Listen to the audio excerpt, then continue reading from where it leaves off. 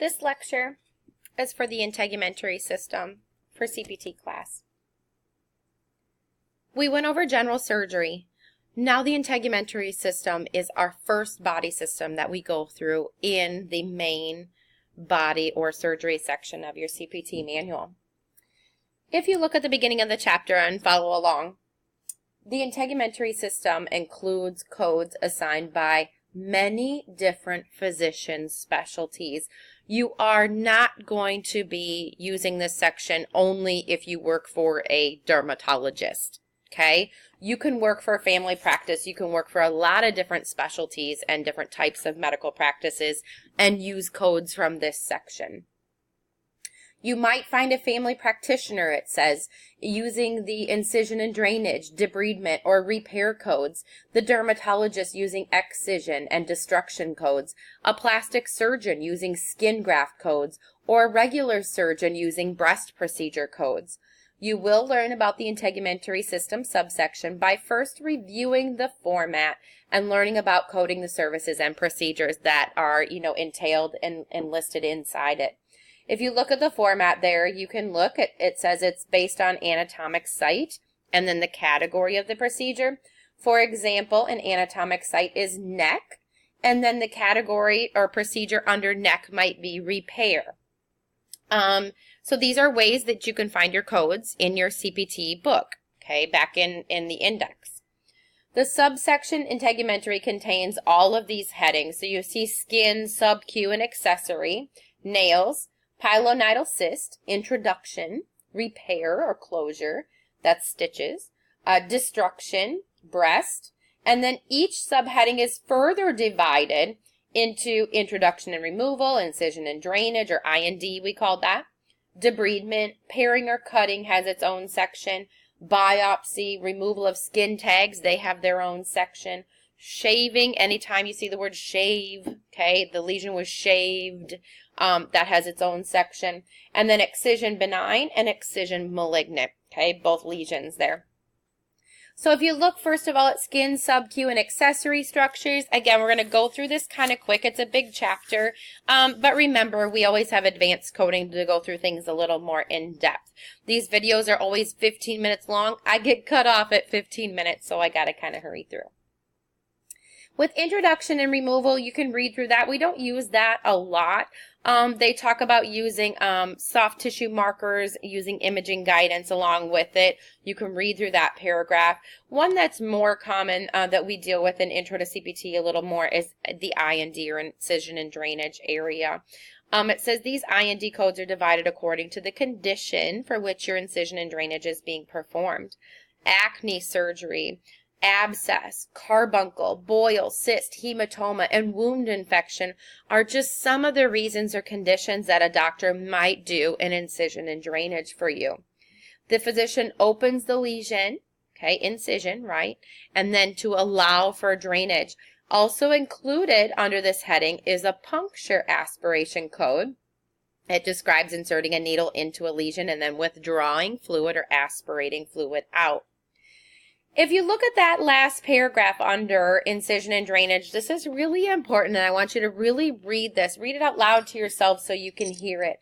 I have a little note next to it.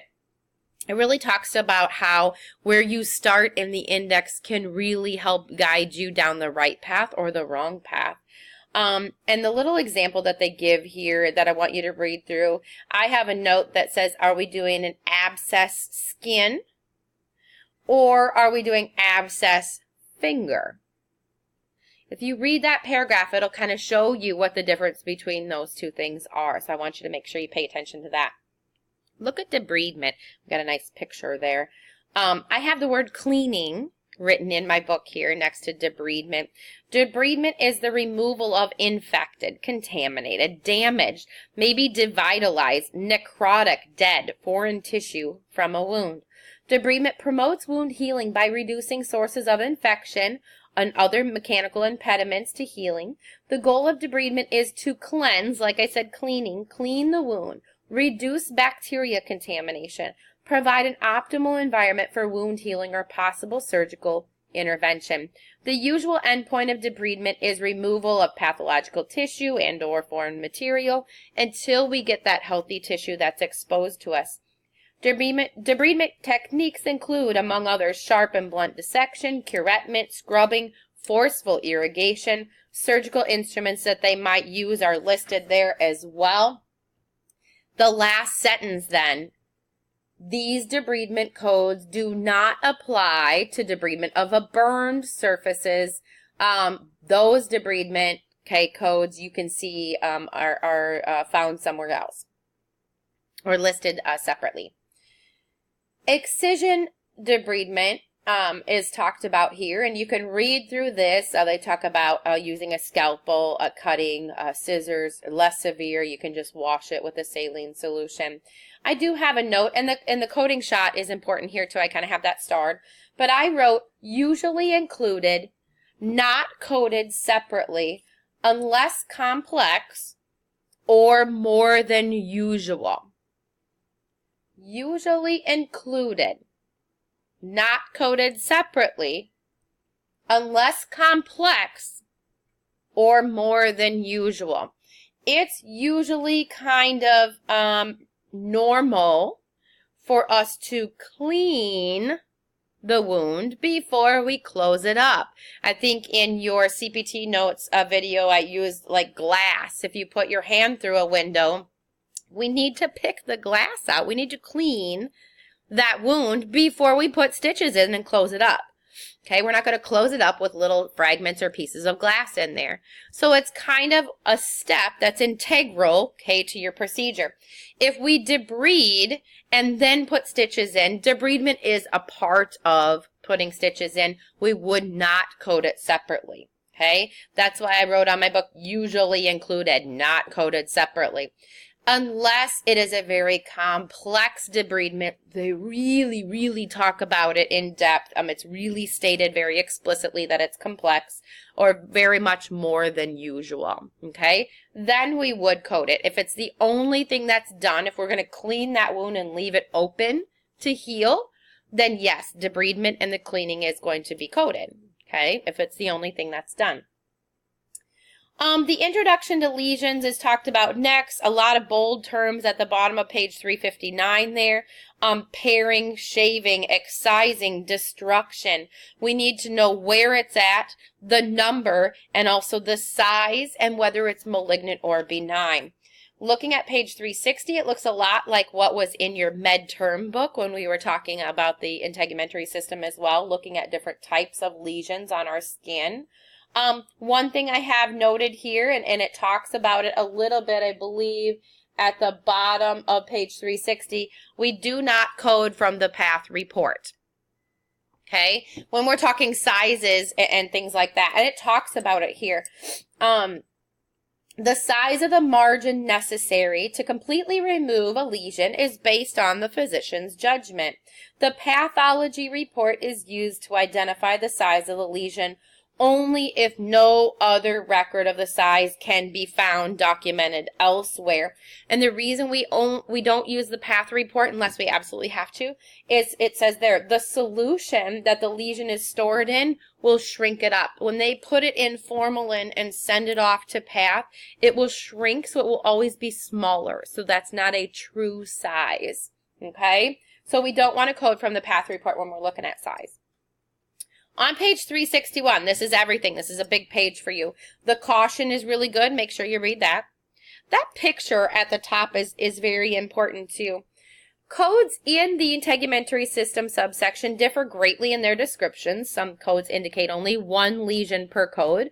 Others are for second and third lesions only. Still others indicate a certain number of lesions, like up to 15 with skin tags. You can remove up to 15 and it's still just one code and one price. Kind of get more bang for your buck there. When reporting multiple lesions, you must read your description carefully so you know how to code.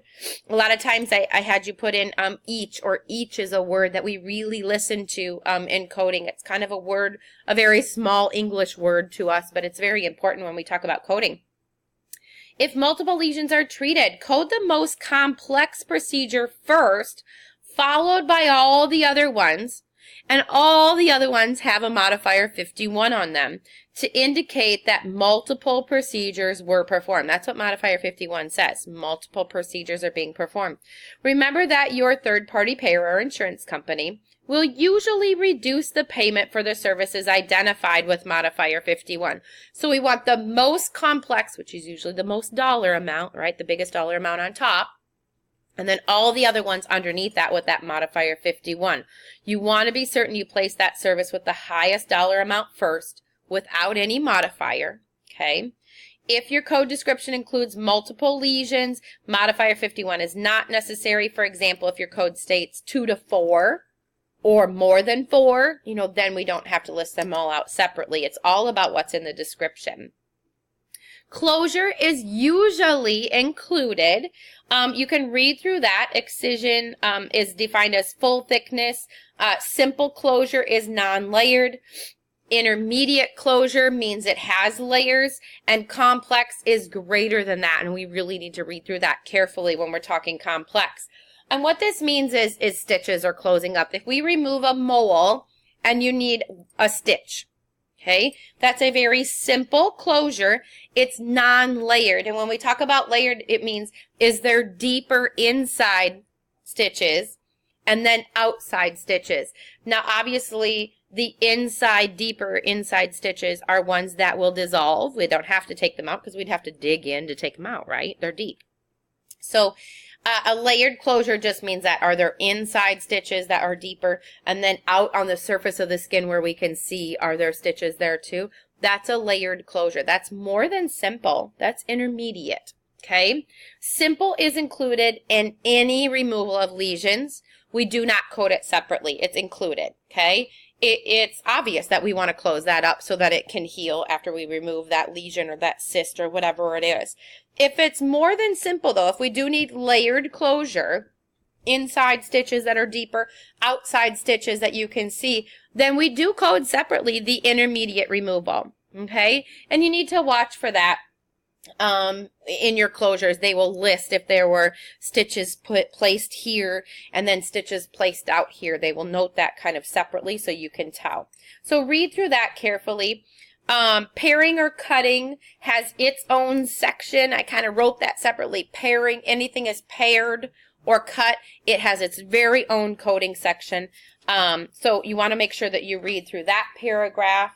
Biopsies are talked about, and what I guess I have highlighted is at the very bottom of that page 362, the sentence that says you would not report both a biopsy and an excision performed at the same time as the biopsy, okay? Because the biopsy is bundled into that excision. All right, we wouldn't do the biopsy and then the excision. If they were both done on the same day, we would just code that excision. Okay, so you can read about that there. Common biopsy methods, they talk about scraping, cutting. The punch biopsy is listed, and there's a picture about it. Skin tags. Skin tags have their own section. So anytime you see something about skin tags, okay, it has its own section. And this is where you can get the most bang for your buck. You can get up to 15 skin tags removed, and it's one same price. Turning the page, shaving. Shaving has its own section, okay?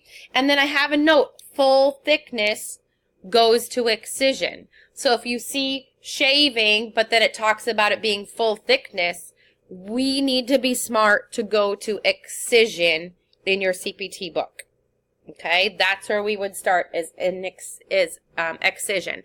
And if we were shaving a lesion, then you would go to shaving, okay, in your index, or removal, okay, and then by shaving. Excision benign lesions and excision malignant lesions. I'm going to get cut off here pretty soon, so I'm going to start with excision benign lesions and excision malignant lesions in my second video, and it won't be 15 minutes long. We'll just finish out the rest of the chapter.